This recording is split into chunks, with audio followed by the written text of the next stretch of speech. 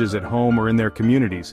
Zero-tolerance policies, suspensions, and even arrests can turn what should be teachable moments into criminal records that follow students for years.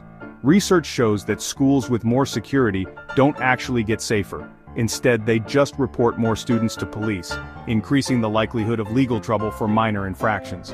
Suspended or expelled students are nearly 3 times more likely to end up in the juvenile justice system. For many, a single mistake can set off a chain reaction that's hard to escape. Economist Brian Kaplan even calls school a form of incarceration for many young people, especially those who feel trapped by a system that doesn't meet their needs. Forcing uninterested teens into rigid environments doesn't inspire learning. It breeds resentment, frustration, and sometimes outright rebellion. One study found that keeping potential dropouts in school longer actually increased their chances of being arrested later. In other words, more time in school can sometimes mean more trouble with the law.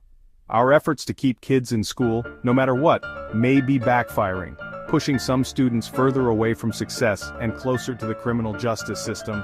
By focusing on control and discipline over genuine engagement and support, we're fueling the very problems we hope to solve.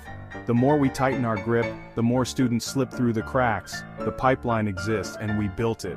But if we created it, we also have the power to dismantle it, and to imagine a better path for every student.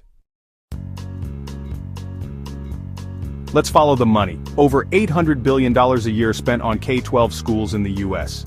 With that investment, you'd expect stellar results. Instead, we lag behind countries that spend far less. Where does the money go? Bureaucracy and administrative bloat. Since 1950, non-teaching staff has exploded by over 700%, while student outcomes remain flat. We build expensive schools, but teachers still buy their own supplies. Districts waste fortunes on trendy tech and bloated contracts. Despite doubling per-pupil spending in 40 years, test scores haven't budged. If a private company ran this way, it'd be bankrupt. But the system keeps chugging, wasting resources and failing students. It's not just inefficient, it's a fiscal black hole. Our tax dollars deserve better.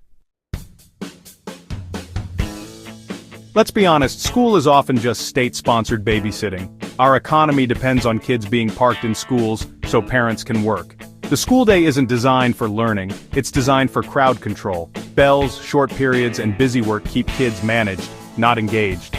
John Taylor Gatto argued schools teach conformity and obedience, not academics. Snow days and strikes reveal the truth. Parents panic over childcare, not lost learning. Real learning is messy and hard to manage, babysitting is easier. That's why the system resists change. Any reform that disrupts the schedule is a non-starter.